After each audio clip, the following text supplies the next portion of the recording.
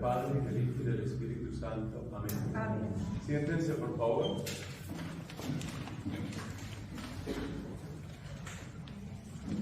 Amigos, vamos a compartir un tema que tiene mucho que ver con la vida de la iglesia, tiene mucho que ver con familia espiritual y tiene mucho que ver con cada uno de nosotros. Le he puesto como título El árbol de la vida. Es muy interesante ver en la Sagrada Escritura el papel que tienen los árboles. Ustedes recuerdan que en el paraíso había muchos árboles muy deliciosos, muy alimenticios, pero había un árbol muy especial, que era el árbol del conocimiento del bien y del mal, y había otro árbol que era el árbol de la vida. Sobre el árbol del conocimiento del bien y del mal, pues tenemos Génesis capítulo 3, donde se habla pues que nuestros primeros padres desobedecieron a Dios y todo lo que sucedió. Pero sobre el árbol de la vida no se aclara realmente mucho. Uno no sabe realmente qué es lo que sucede con el árbol de la vida. Queda un poquito como el misterio, el árbol de la vida. Luego más adelante, cuando están en el desierto, mucho tiempo después, Moisés los está llevando y ellos son atacados por serpientes. Y entonces esas serpientes son como un castigo porque el pueblo se rebela una y otra vez, se rebela contra Dios. Entonces Dios le dice a Moisés, porque Moisés intercede, y Dios le dice a Moisés: mire, haga usted una serpiente de bronce y la pone en un árbol, una especie de estandarte, y la serpiente vencida en el árbol va a ser el remedio para el pueblo en ese momento. O sea que el árbol sirve ahí como medicina. Ese árbol es como una especie, repito, de estandarte.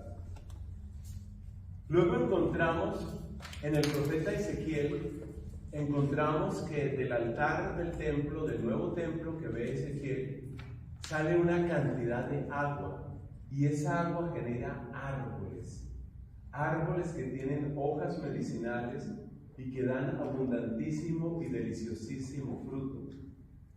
Pero este tema del árbol de la vida tiene su gran culminación en la cruz de Cristo, que es el gran árbol donde está el fruto maravilloso, el fruto de salvación que es Cristo mismo. Ahí tenemos, por ejemplo, esa imagen de Cristo crucificado. El árbol, pues, aparece muchas veces en la Sagrada Escritura, y eso pues nos invita, nos inspira, nos formula también algunas preguntas. ¿Qué es lo que sucede dentro del árbol? Pues el árbol tiene su raíz, su tronco, sus ramas. Y estamos hablando de esto porque poco a poco estamos haciendo una transición en familia espiritual, que es una transición hacia lo que hemos llamado la metodología, o el modo, o el método, como lo quieras llamar, del árbol. El árbol tiene raíces muy profundas, tiene su tronco, tiene sus ramas, luego ramas más pequeñas hasta llegar a las hojas y los frutos. Las hojas, las flores y los frutos. Cada una de estas frases que aparece aquí, o cada una de estas breves sentencias, nos ayuda a recordar algo sobre lo que es el árbol. Por ejemplo, el árbol nos invita a darnos cuenta de lo que es recibir y dar. Si nosotros miramos, por ejemplo, la raíz recibe, toma los nutrientes, el agua, pero no se queda con eso, sino que lo da a las ramas, lo da a las hojas, lo da a los demás. Recibir y dar. La vida humana está hecha también de esto, está hecha también de recibir y de dar. Necesitamos recibir porque no lo sabemos todo, porque no lo podemos todo. Necesitamos recibir, pero también necesitamos dar. En el recibir están nuestros derechos, en el dar están nuestros deberes. Recibir y dar. Cuando una vida se centra solo en los derechos, la persona se vuelve imposible. Porque la persona se vuelve un tirano, y se vuelve un déspota, y se vuelve exigente, y se vuelve egoísta, que solo quiere recibir y recibir. Necesitamos también dar, necesitamos no solo los derechos, sino también los deberes. Pero cuando una persona siente que solo tiene deberes, ¿cuál es la persona que solo tiene deberes? La persona que habla de, ahora me toca esto, ahora debo esto, ahora tengo que. Cuando la vida se vuelve una cadena de deberes, se vuelve amarga, se vuelve pesada, se vuelve difícil. Uno necesita también recibir. A veces se nos olvida que las personas que nos dan mucho también necesitan recibir. Por ejemplo, en la familia esto sucede. A veces se nos olvida, por ejemplo, que los papás no tienen solamente el deber de tratarnos, de querernos, de atendernos, sino que ellos también necesitan. El papá también necesita amor, la mamá también necesita amor, necesita detalle, necesita cariño. Entonces a veces tratamos a la mamá más o menos como usted deme y deme y deme porque usted le toca. Pero se nos olvida que ella no solo necesita dar, ella también necesita recibir. Esto es algo que se nos olvida. Y lo que pasa con las mamás y los papás pasa también con los abuelos. Este Papa Francisco ha sido, yo diría, muy original en insistir desde el primer año de su pontificado, insistir en el tema de los abuelos y las personas mayores. Yo me acuerdo cuando estuvo en la primera jornada de la juventud donde él se hizo presente, allá en Brasil, les decía a los jóvenes, pues muy bello la Jornada Mundial de la Juventud, pero no se les olviden los mayores, no se les olviden los abuelos. Desde su primer año de pontificado, ahora pues él mismo ya es una persona bastante mayor, está un poco quebrantado de salud y él sigue insistiendo en ese tema. A nosotros se nos olvidan los abuelos, se nos olvidan las personas mayores y se nos olvida que muchas veces los quebrantos de salud de ellos tienen que ver con todo lo que han dado, con todo lo que han entregado.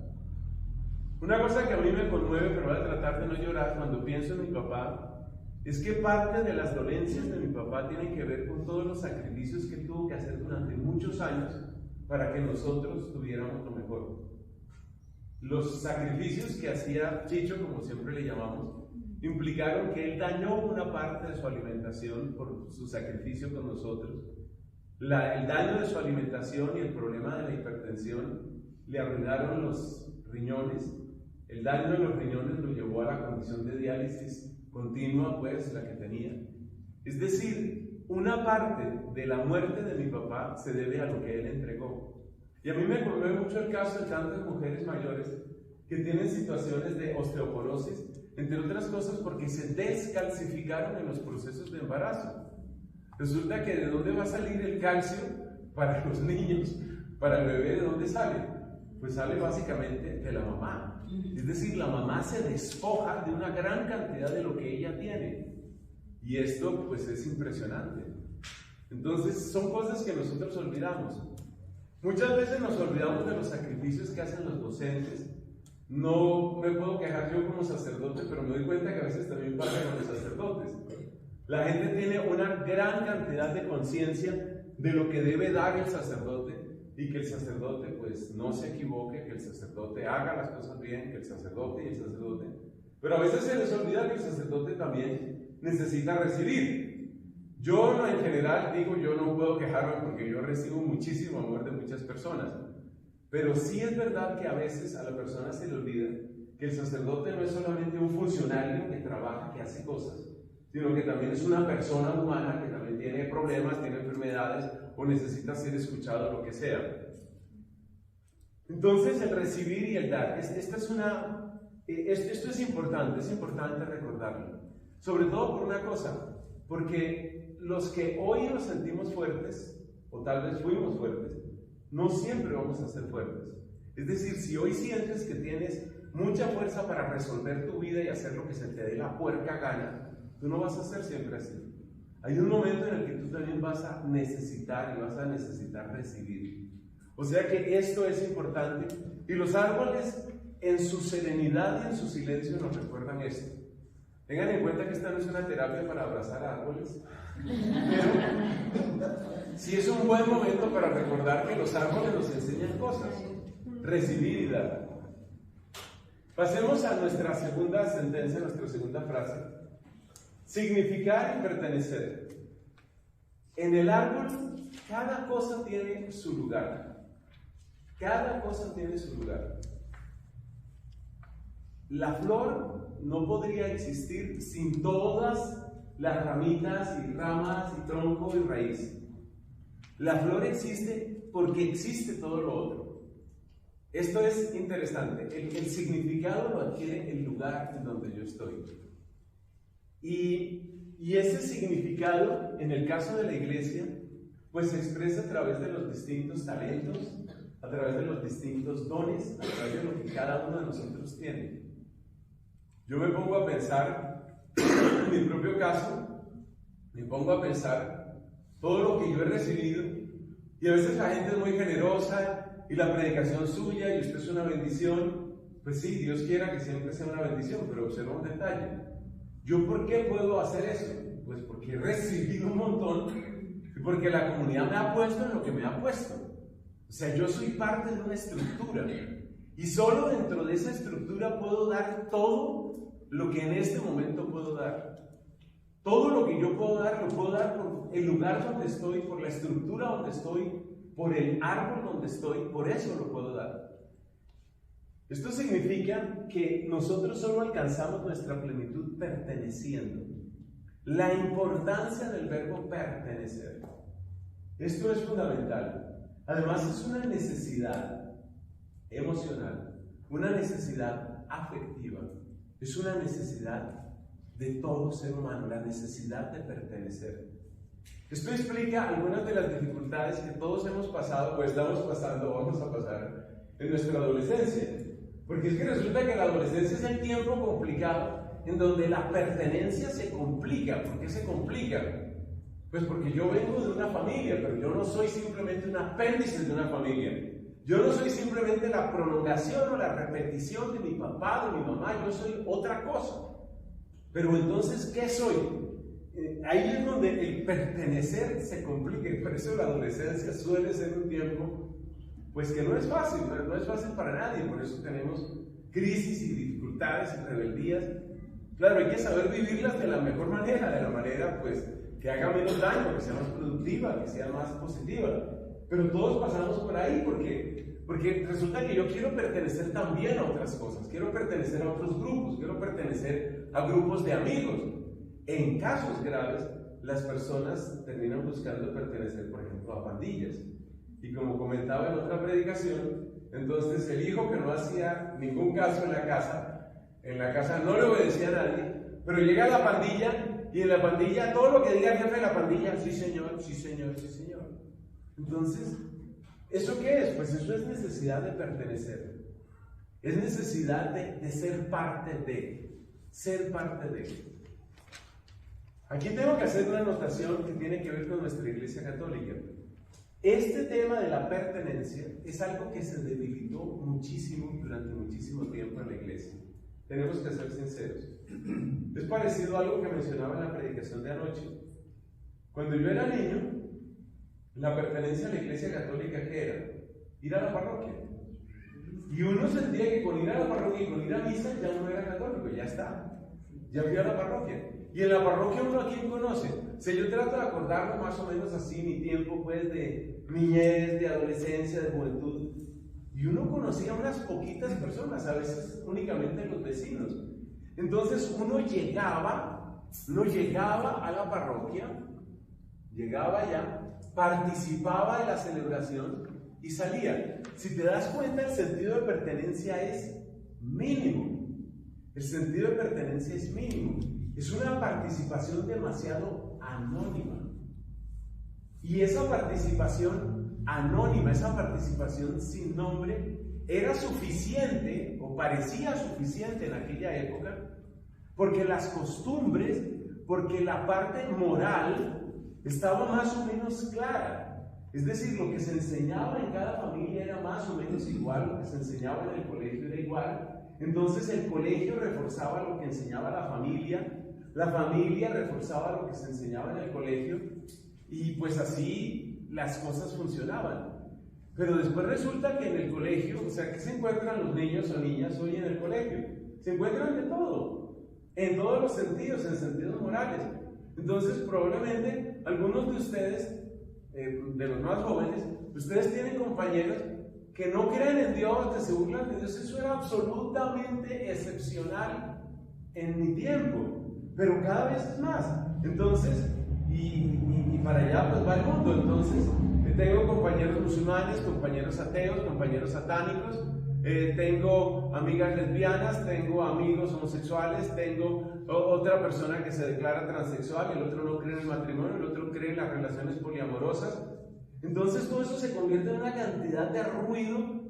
¿Y qué sucede con ese ruido? ¿Y qué sucede con esa multiplicidad, con esa pluralidad? Que el sentido de pertenencia, concretamente de pertenencia a la fe, pues se vuelve algo muy difícil de identificar. O sea, realmente yo quiero ser católico, yo pertenezco a la Iglesia Católica.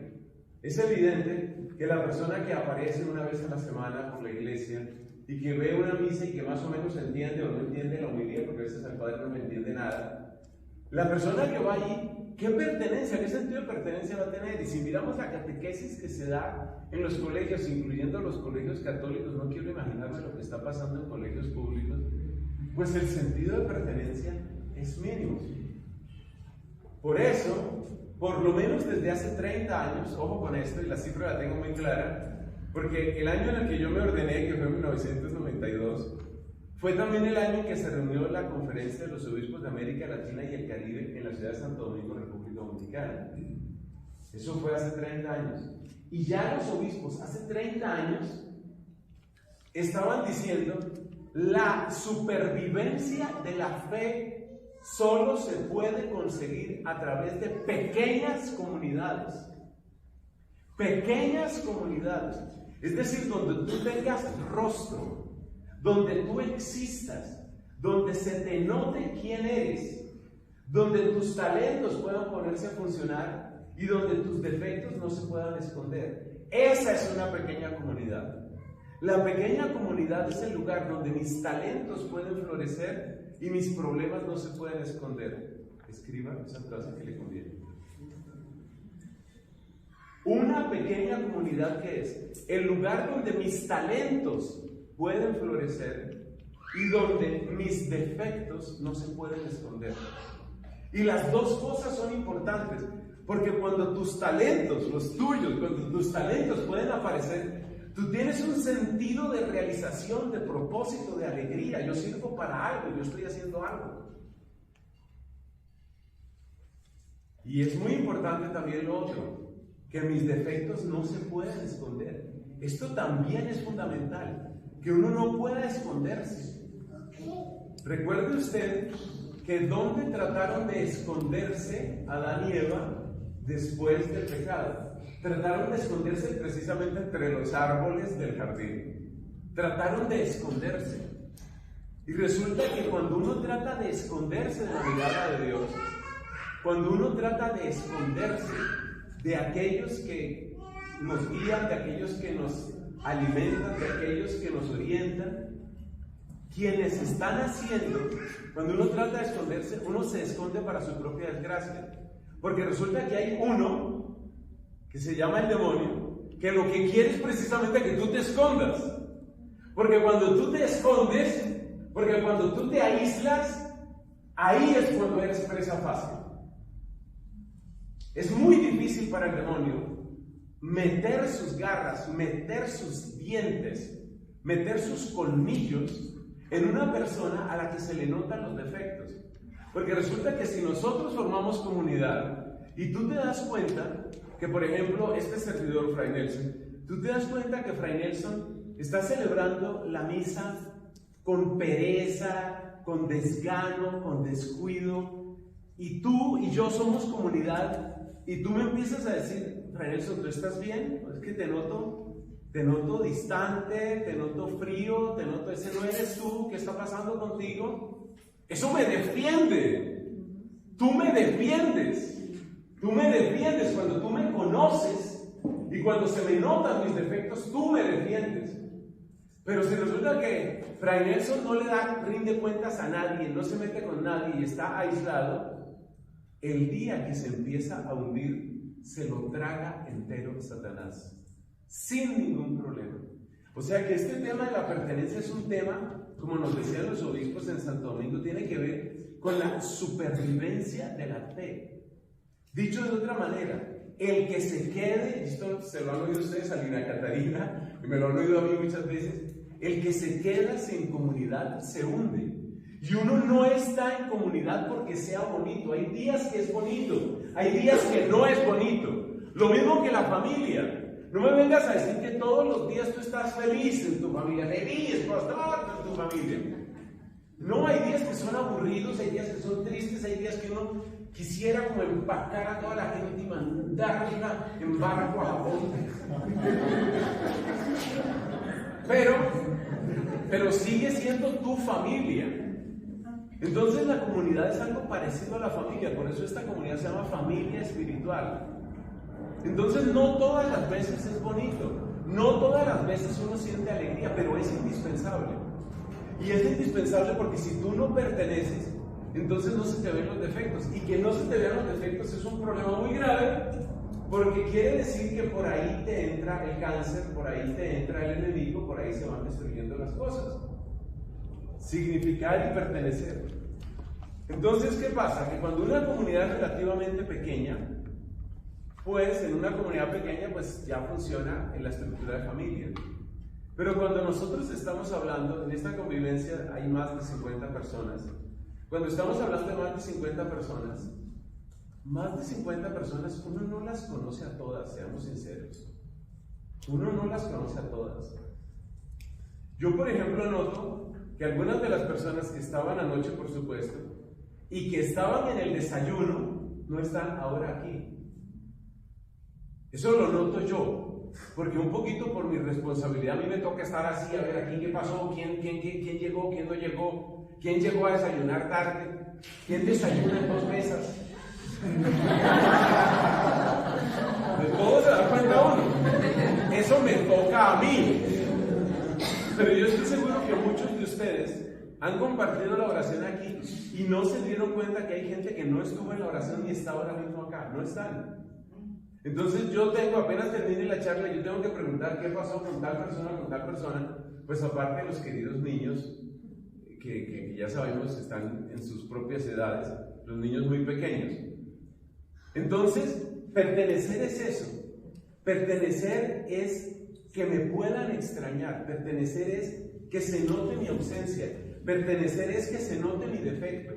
Y claro, lo más cómodo para uno es que la gente no se dé cuenta. Entonces yo ahí me escondo y paso de agache y perfil bajo. ¿Qué se puede hacer cuando una comunidad empieza a crecer? ¿Qué se puede hacer? Pues se necesitan espacios pequeños donde se pueda seguir replicando el que somos, observables, somos significativos, pertenecemos. Ese es el papel que tiene en familia espiritual el tema de los ministerios. Es decir, cuando tú estás en un ministerio, cuando tú perteneces a un ministerio, ¿es para qué? Es para que hagas falta, es para que signifiques, es para que pertenezcas, es para que se te note. Y a la gente se le daña la mirada, a la gente se le daña o se le limpia la mirada, a la gente se le daña o se le limpia la actitud. Eso es así, eso se nota. Pues las mamás lo han dicho toda la vida las mamás saben, miran al hijo y dicen, esa no es la mirada del hijo, algo está pasando ahí, algo anda mal ahí. Necesitamos estar en lugares donde nuestra mirada pueda ser reconocida. Necesitamos estar en esos lugares. Aquí quiero introducir un pequeño comentario sobre uno de mis autores más admirados, que es Fray Luis de Granada.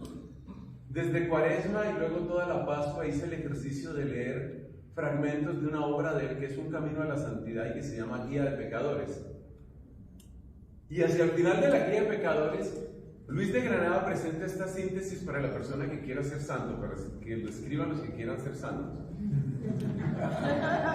Primero, dice él, mírate a ti mismo como juez. Mira a tu prójimo como una madre. Y mira a Dios como hijo. O lo digo mejor, realmente lo estoy diciendo mal.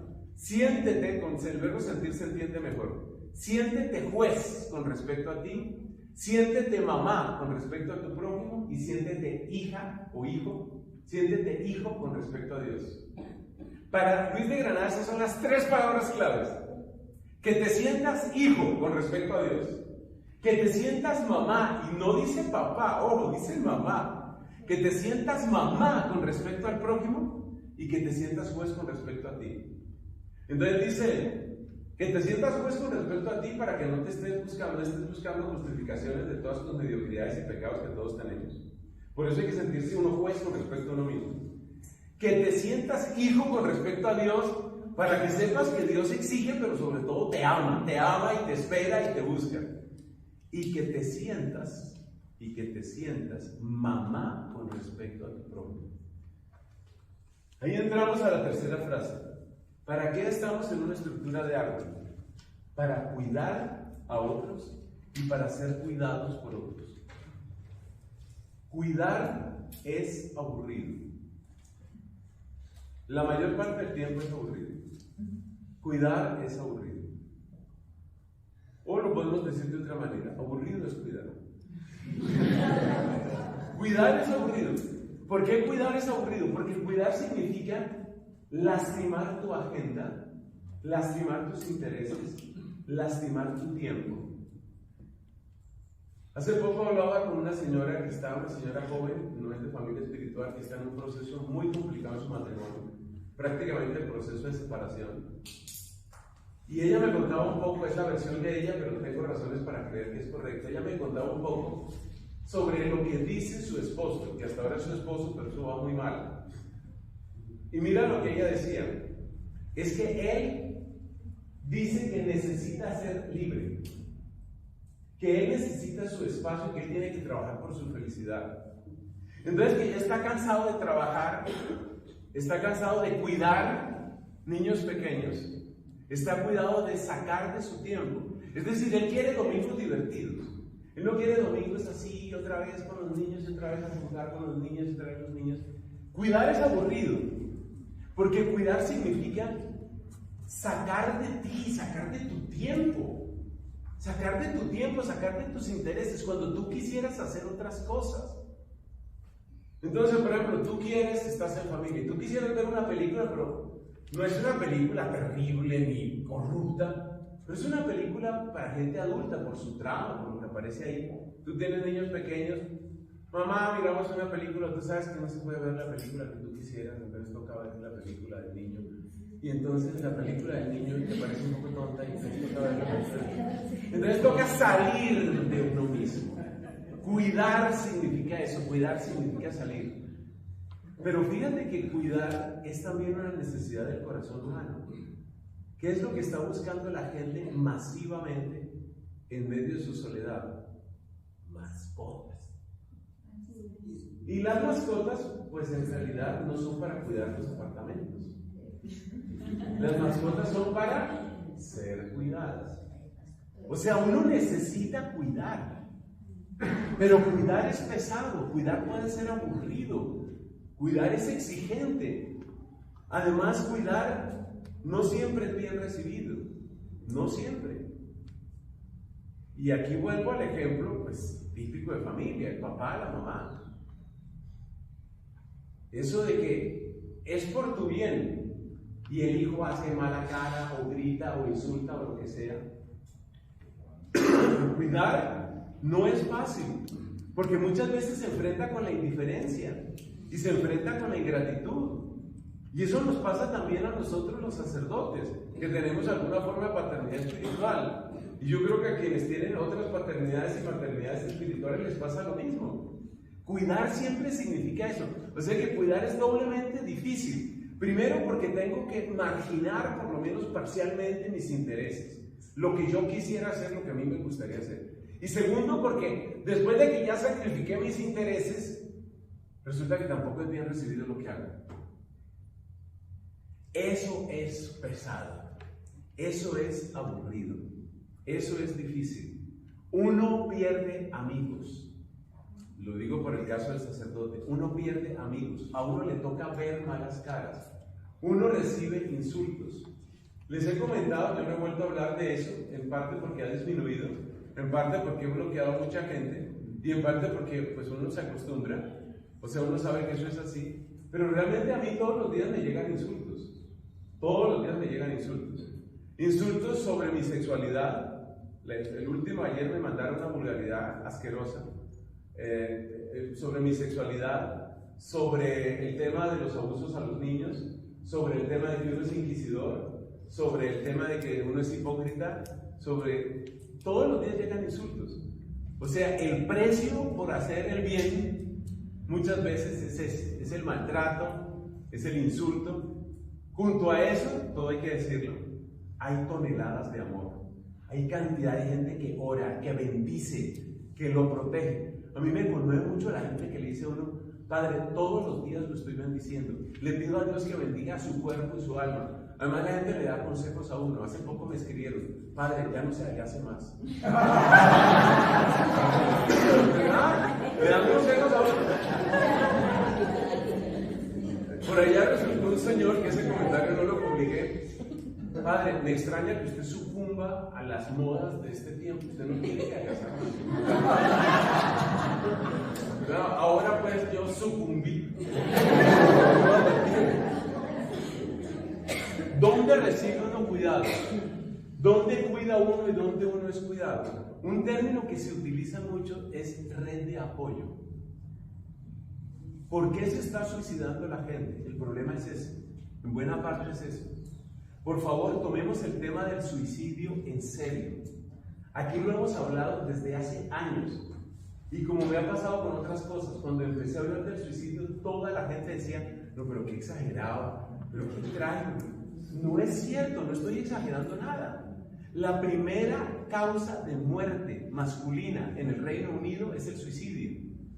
La gente no está muriendo por COVID, la gente no está muriendo por ataque cardíaco, la gente no está muriendo en accidente de tránsito, la gente está muriendo porque se está matando. En los adultos masculinos, en los adultos hombres, eso es lo que está sucediendo. Esa es una verdadera epidemia de suicidio. Y claro, el tema del suicidio en sí mismo es muy complicado, tiene ingredientes de todos, psiquiátricos, psicológicos, orgánicos, familiares, sociales, tiene de todo, y no vamos a pretender resolverlo aquí en 2 palabras, pero si hay algo que todos garantizan que es una buena medida, saludable y necesaria para todo ser humano, se llama redes de apoyo. Y red de apoyo significa cuando usted tiene un problema, ¿usted a quién acude? No solamente a quién acude, usted en quién confía. ¿Cuál es la persona en la que usted podría confiar? ¿Por qué se detuvo? Yo les conté lo que pasó ayer en el colegio Jordán de Sajón, un muchacho que intentó suicidarse. ¿Qué fue lo primero que impidió este suicidio? Algunos compañeros de clase que se dieron cuenta de la gravedad del asunto e intervinieron. Luego intervinieron otra serie de frailes, luego una persona de salud, una enfermera que estaba ahí. O sea, se logró obrar a tiempo. Si ese muchacho no tiene esa red en ese momento, probablemente hoy estaríamos llorando un joven muerto. O sea, esto es real, esto se necesita. Esto se necesita, es necesario tener redes de apoyo. Y todos necesitamos ser cuidados. Absolutamente todo el mundo necesita ser cuidado. Nadie es de bronce, no somos de palo. Todos necesitamos ser cuidados. Entonces, la idea de una estructura de árbol es en parte eso, que tú puedas tener una posibilidad, tener una oportunidad. Quizás tu gran red de apoyo no es simplemente familia espiritual, quizás tú confías más en otras personas. Aleluya, Dios te bendiga, no está mal eso. Pero nosotros queremos, digamos, cumplir nuestra parte, hacer nuestra parte, ofreciendo oportunidades. Pasamos al siguiente punto, la lógica de las consecuencias. ¿Qué otra ventaja tiene la metodología de árbol? Mira, uno de los problemas graves que tenemos es la idea de que uno puede obrar sin consecuencias. Un amigo que vive en Francia me comentaba, que vivió en Francia, algunos de ustedes lo conocen, un amigo que vivió en Francia, estaba haciendo estudios allá, me contaba sobre lo que sucede con las protestas en Francia. Pues todos hemos sabido del tema de los chalecos amarillos allá en Francia, y resulta que París es una ciudad que todos los días tiene protestas, todos los días hay una huelga de hambre, ese es París. Absolutamente todos los días protestan los bomberos, protestan las enfermeras, protestan los porteros, protestan los deportistas, protestan actores, actrices. Todos los días hay una protesta en París, a veces más grandes, a veces más pequeñas. Algunas de esas protestas se vuelven vandálicas No en el centro, no en el centro, o sea, Arco del Triunfo, Campos Elíseos, no. Pero en lo que llaman allá en París los arrondissements, es decir, como los grandes sectores, los barrios grandes de París. París tiene una estructura así como circular. Los arrondissements de la estructura más externa, casi todas las noches incendian carros. El modo típico de protestar en París es incendiar carros estacionados. Mucha gente, recuerda que en Europa en general pues no hay tantos parqueaderos subterráneos y cosas de esas para la propiedad privada, la propiedad horizontal. Entonces, ¿qué pasa? Que la gente tiene que dejar el carro en la calle. Pues incendiar carros. Ha habido noches que han incendiado 50 carros, 70 carros, 100 carros. Eso no sale en las noticias. Es decir, en Bogotá también incendian carros algunas veces, pero creo que París le gana por mucho en incendios de carros. Entonces, bueno, yo hablaba con este amigo sobre sus estudios en París y sobre el tema de las protestas y todo aquello. Y me decía él, ¿sabe qué me asombra a mí de París? Que hay una protesta, incendiaron los consabidos carros, pintaron calles, dejaron basura, rompieron vidrios. A las 8 de la mañana la ciudad está otra vez limpia. Tienen unos equipos de limpieza fantásticos, o sea, así como del otro mundo. No sé si eso será exactamente cierto, pero presumo que sí, no tiene por qué decirme mentiras. ¿Por qué estoy mencionando lo de París, las protestas y el equipo fantástico de limpieza? Porque ese equipo fantástico de limpieza da la idea de que finalmente no pasa nada. Es decir, que tú puedes destrozar y no pasa nada. Tú puedes ensuciar y no pasa nada. Lo mismo sucede en otros campos. Mencionemos ejemplos de otras áreas de la vida. Piense, por ejemplo, lo que sucede con la pornografía. La pornografía típicamente conduce a la masturbación. ¿Y qué sucede? La persona tiene su sesión pornográfica así, pues, súper intensa. Tiene su masturbada, pues, así como del otro mundo. Y después de que ya pasa todo eso y ya se le normalizó el pulso, no pasa nada. Aquí no pasa nada, todos tranquilos.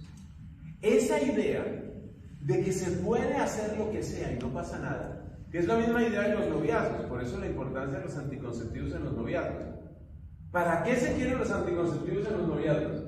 Para poder tener la noche loca y eso disfrutamos, hicimos, y bueno, eso fue una cosa brutal, absolutamente brutal.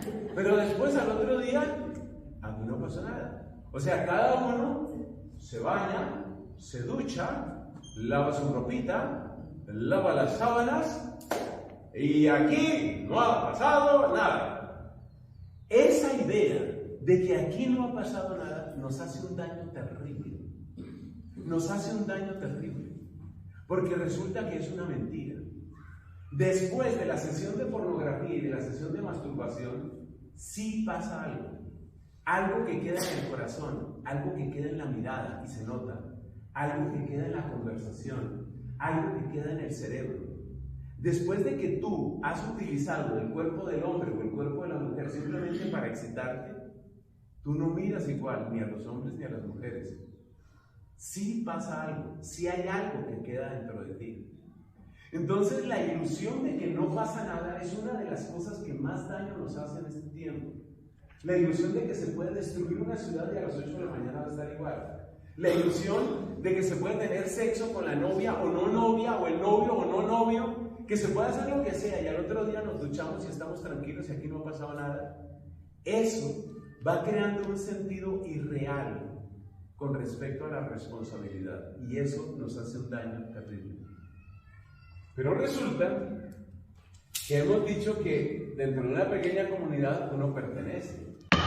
Y en la pertenencia, lo mismo que en la familia, las cosas se notan. Entonces aparecen las consecuencias. Las consecuencias aparecen. Yo pido por mí mismo, yo oro por mi propia conversión, ustedes también oran por mí, yo oro por ustedes. Pero yo estoy seguro, y Dios no lo permita, pero yo estoy seguro que si yo decaigo, la gente lo nota y la gente le habla a uno. Y eso a mí me hace mucho bien, como lo dijimos antes. Es decir, se notan las cosas. Pero la lógica de las consecuencias no es solamente esto. Pensemos en esta convivencia. Nosotros estamos utilizando y vamos a seguir utilizando la metodología del árbol. Porque, por todas estas razones que estoy comentando. Resulta que hay personas que vinieron a la convivencia y a las que quienes tenían que haberlos inscrito, no los inscribieron. No los inscribieron. O sea, parte del desorden que tenemos en esta convivencia, una partecita, hay muchos factores, pero una partecita es que hay gente que no fue inscrita por quienes tenían que haberlos inscrito. ¿Por qué nosotros estamos utilizando esa metodología tan rara, tan antipática, tan aburrida, de que tú no te inscribes a ti mismo, sino que otra persona te tiene que inscribir? ¿Para qué lo hacemos? Para ejercitarnos en esto, exactamente en esto. Es decir, que tú te vuelves responsable de esa otra persona. Claro, durante años en familia espiritual, ustedes se acuerdan de lo que nosotros hacíamos. Ahí está el formulario. Ahí está el formulario. Inscríbanse. Después de eso, entonces alguien más muy solidario decía, oiga, ¿verdad? Inscríbanse, hagan el deber, inscríbanse. Después de eso, Lina empezaba a sudar y sufrir.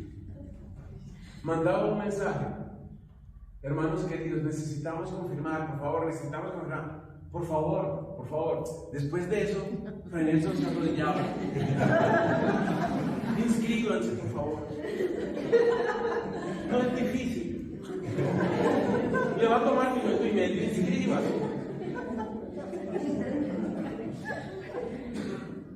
Entonces, analizando las cosas, hablando en directorio y hablando sobre todo con la querida Catarina, pues nos damos cuenta que es que eso es lo que está fallando. ¿Qué significa eso? Pues todos sabemos que con el chat de Asamblea de Familia Espiritual sucede lo mismo que con el acuerdo de aplicación de iTunes. ¿Usted ha leído el acuerdo de aplicación de iTunes? Muchos aquí utilizan iTunes. ¿Usted ha leído el acuerdo de uso de iTunes? Nadie. Bueno, una persona se puso a imprimir todo el acuerdo de aplicación de iTunes en letra normal. Según esa persona, el acuerdo completo con todas sus cláusulas toma 75 páginas. O sea, se supone que usted tiene que leer 75 páginas antes de empezar a utilizar iTunes. Samsung no tiene algo así. Bueno, sigamos. El hecho es, mis hermanos, que el chat de familia espiritual es como el acuerdo de iTunes. O sea, es muy difícil leer todo. Yo por eso estoy tan agradecido con Joana que nos pase esos resúmenes, porque esos resúmenes son los que a mí me orientan la oración. Lo que tú estás haciendo, lo que está haciendo el comité de intercesión, eso es lo que a mí me orienta la oración, porque si uno se pierde, es que salen muchas cosas, y salen muchas cosas porque somos muchas personas y porque hay muchas necesidades. Entonces, ¿qué estamos diciendo con esto? Que hay que cuidar y ser cuidado, y que hay la lógica de las consecuencias. La lógica de las consecuencias es que si tú tienes una responsabilidad y tú no la haces, tu falta de responsabilidad afecta. Tu falta de responsabilidad frena. Tu falta de responsabilidad.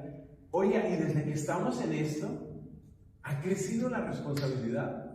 O sea, yo miro, claro, perfectos no somos, pero yo miro mis gerentes, yo miro el consejo superior que tenemos, y yo digo, cada vez estamos más activos.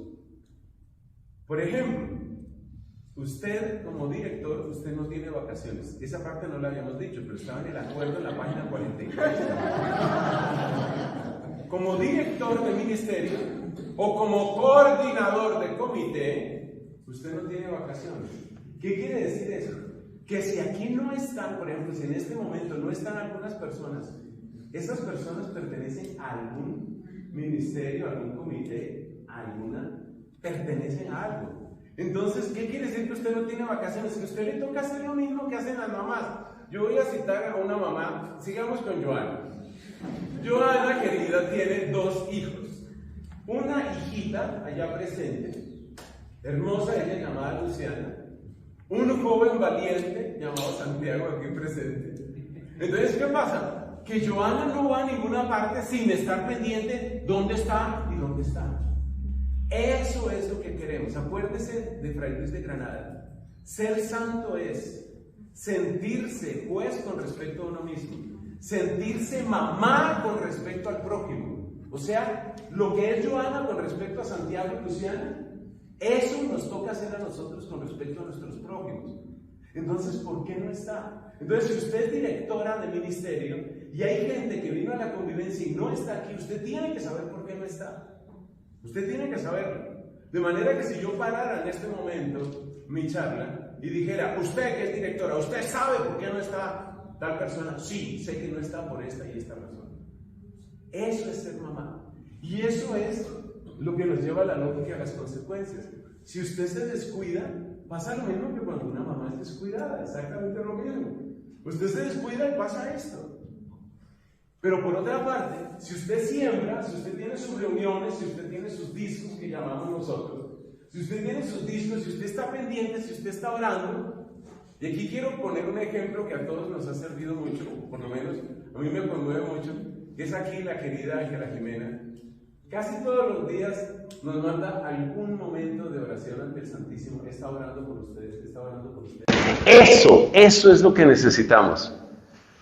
Esas oraciones, Ángela Jimena, no se pierden. Cuando yo hablo aquí de consecuencias, no son solo consecuencias negativas, son consecuencias positivas. Estar en árbol implica ver y vivir procesos. Y yo como ahora doy nombres propios así, entonces yo me acuerdo de un joven que no sé por qué no está, toca preguntarle a la persona que dirige. Ese joven, si está, no está, no lo veo, Santiago Luna. Santiago Luna no lo veo. Hay que preguntarle a Lina. Respuesta de Lina, estaba ahí.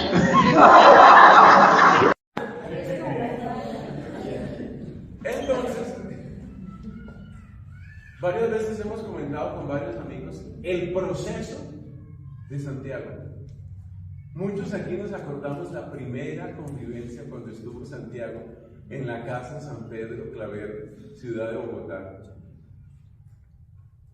Aquí que la gente que estaba en esa convivencia, la casa San Pedro Claver de la ciudad de Bogotá, ahí estaba Santiago. Y ver el Santiago que llegó y todo el recorrido que ha hecho. Eso es ser árbol, eso es tener comunidad, es ver el proceso. Y uno se va acostumbrando a que la gente tiene momentos buenos, momentos regulares, momentos malos. Etapas mejores, etapas un poquito bajas. Y uno va acostumbrándose a que hay procesos. Hay procesos. Yo a veces me pongo a mirar así, ¿no? Especialmente pues, los que uno más ve crecer, a los que se les nota más el paso del tiempo, que son los niños y los jóvenes. Entonces yo miro, por ejemplo, a ver, mencionemos así al azar, Alba María. Yo digo, o sea, ¿para dónde lleva Dios a Alba María? ¿Qué quiere Dios con ella? Eso me parece a mí hermoso. No todo es bello en la vida y en el corazón de Alba María. No todo es duro. Entonces me pregunto, eso es ser comunidad. Es poder responder por la vida de otra persona. Acuérdese que la frase del primer asesino fue esta. Y es que yo tengo que cuidar a mi hermano. Esa fue la frase de Caín. Es que yo tengo que cuidar a mi hermano. Y responde San Juan Pablo II, sí, tú tienes que cuidar a tu hermano. Y tienes que ver el proceso que hace. Porque en últimas, familia espiritual, ¿para qué existe? Para que un día, personas como Juan Francisco Leaño puedan celebrar la canonización de Jorge Ramírez.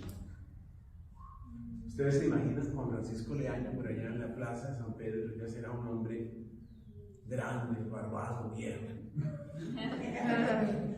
celebrando la canonización. Entonces, ustedes saben, en las canonizaciones se extienden ese retrato.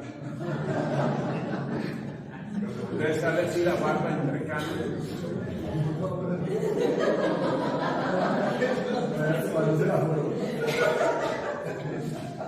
San Jorge Ramírez. ¿Para qué estamos en comunidad? Estamos generalmente en comunidad para aprender a ser santos. Y no santos aburridos, santos felices. No santos tontos, santos inteligentes y despiertos. Y no santos del siglo XIII ni del siglo VIII, no porque tenga nada de malo ser del siglo VIII o del siglo XIII, sino que nosotros somos siglo XXI. Queremos santos y santas del siglo XXI. Para eso estamos en estas. ¿Qué nos produce el árbol de la vida? Paciencia, humildad y misericordia. El ser humano el ser humano nunca funciona como un interruptor. A mí esa comparación me encanta. El interruptor tú mueves, prendido, apagado.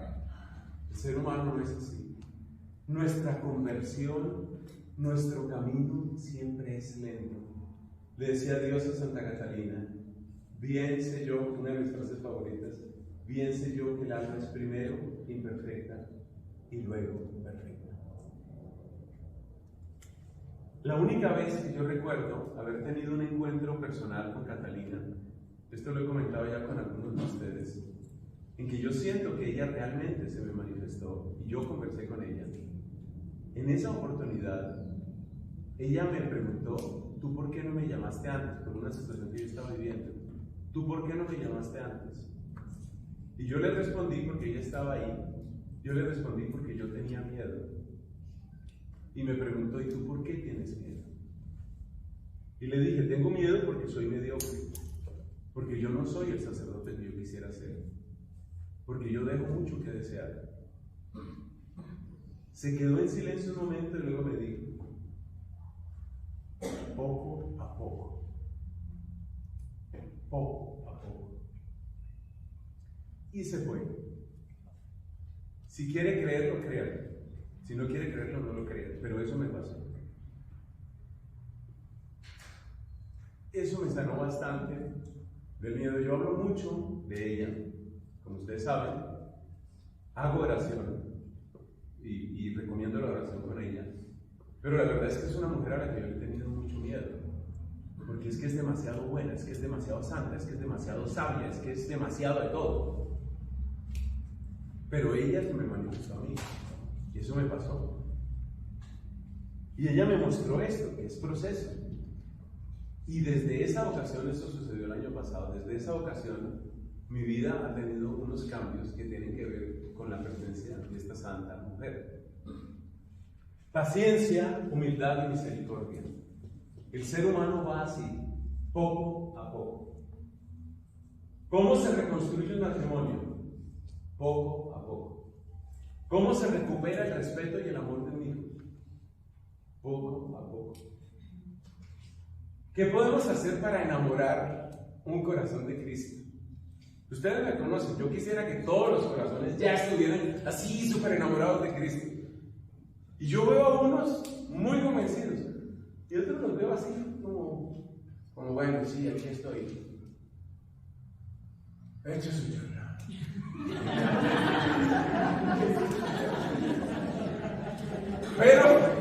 Pero,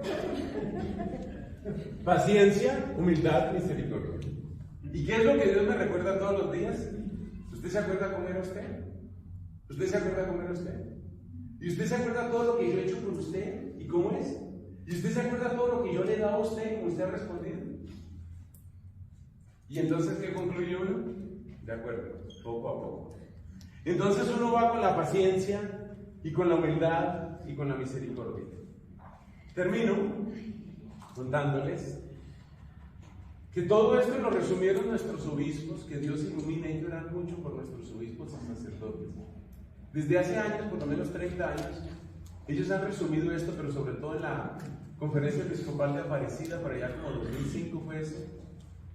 Discípulos misioneros. O sea, volvimos al principio. El discípulo recibe, el misionero da. ¿Para qué nos sirve la metodología de árbol? Para aprender que somos discípulos misioneros. Para aprender que nos estamos formando. ¿Y cuánto tiempo seremos discípulos? Toda la vida. El día que nos estemos muriendo, estaremos aprendiendo cómo se muere. Esa lección no se puede aprender antes. Esa lección, ese capítulo lo reserva Cristo para ese momento. Cuando nos estemos muriendo, ahí estaremos aprendiendo. Así es como yo muero. Seremos discípulos hasta el último día. Pero hay que ser misioneros también hasta el último día. Hasta el último día. A mí me conmueve la muerte de Santo Domingo de Guzmán. Muriéndose, las últimas cosas que él hizo fue: tráiganme a los novicios, los recién entrados a la orden. Tráiganme a los novicios para hacerles un pequeño sermón. Se estaba muriendo. Pero él quería que hubiera un mensaje. Él sabía que a ellos no se les iba a olvidar lo que era ver morir a Santo Domingo de Guzmán, a Domingo de Guzmán. Incluso pidió perdón por algunas cosas y después de eso les dijo a los frailes: yo les voy a servir más cuando esté en el cielo. Les seré más útil desde el cielo que lo que en la tierra. Tenía mucha certeza de para dónde iba. Seré más útil en el cielo que lo que en la tierra. Es decir, él no está pensando únicamente: ay, qué dolor tan terrible, qué mal está esto, qué enfermedad, qué fiebre tan horrible, qué dolor de cabeza. No. Él está pensando: ¿cómo puedo hacerle bien a esta gente? Se murió pensando cómo hacerle bien a la gente. Discípulos misioneros hasta el final. Entonces, cada ministerio que está llamado a hacer, cada ministerio está llamado a ser una pequeña célula, una célula vital, donde todo esto se hace realidad. Donde cada persona va recibiendo, cada persona va acogiendo y cada persona va aprendiendo a dar. Gloria al Padre, al Hijo y al Espíritu Santo. Como en el principio, ahora y siempre, por los siglos de los siglos. Amén. Recuerde la parábola del sembrador. Muchas veces hacemos esto, damos unos 2 minutitos de silencio para que usted trate de recoger cuál es la frase que más le interesa, que más le impacta, que más le llega. Puede ser de lo que está en el tablero, puede ser una frase que usted haya escuchado. 2 minutitos de silencio para eso.